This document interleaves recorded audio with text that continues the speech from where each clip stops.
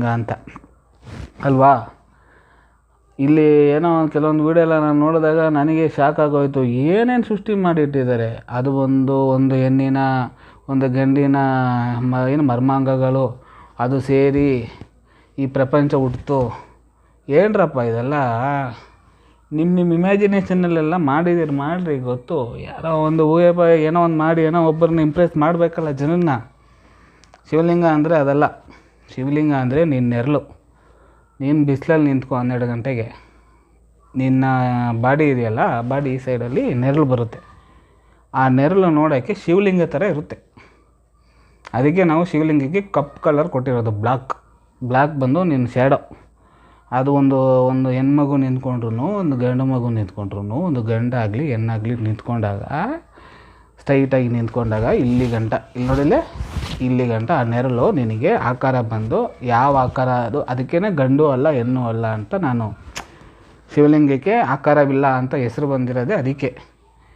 ಅದು ಇಲ್ಲಿ ನಿನಗೆ ಕಂಪೇರ್ ಮಾಡಿ ಶ್ಯಾಡೋ ಬಂದು ನಿನಗೆ ಲಿಂಗ ರೂಪದಲ್ಲೇ ಇರೋದು, ಸರಿನಾ?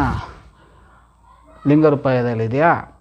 ಅದಕ್ಕೆ ನಾವು ಸಮಾಧಿಲೆಲ್ಲ ಎಲ್ಲೆಲ್ಲಿ ನಾವೆಲ್ಲ ಸಮಾಧಿಗಳಾಗ್ತೀವೋ ಅಲ್ಲಿ ನಾವು ಲಿಂಗ ಯಾಕೆ ಇಡ್ತೀವಿ ಅಂದರೆ ನಾವಿಲ್ಲಿ ಸಮಾಧಿ ಆಗಿದ್ದೀವಿ ಅಂತ. ಅಲ್ಲಿ ಹೆಣ್ಮಗುನೂ ಆಗಿರ್ಬೋದು, ಒಂದು ಗಂಡು ಸಮಾಧಿನೇ ಆಗಿರ್ಬೋದು, ಹೆಣ್ಣು ಸಮಾಧಿನೇ ಆಗಿರ್ಬೋದು.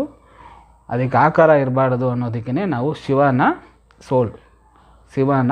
ನಾವು ಏನು ಮಾಡಿದ್ದೀವಿ, ಲಿಂಗದ ರೂಪದಲ್ಲಿ ತೋರಿಸಿರೋದು, ಸರಿನಾ?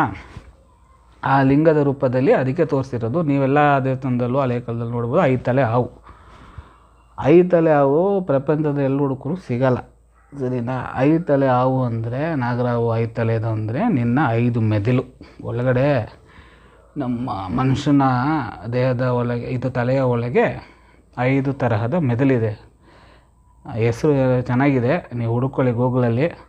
5 ಟೈಪ್ ಆಫ್ ಮೆದುಳು ಬಿಟ್ಟರೆ 6ನೇ ಟೈಪು 7ನೇ ಟೈಪು ಮೆದುಳೆಲ್ಲ ಏನಿಲ್ಲ. ಮೇನ್ ಮೆದುಳೆ 5 ಟೈಪು.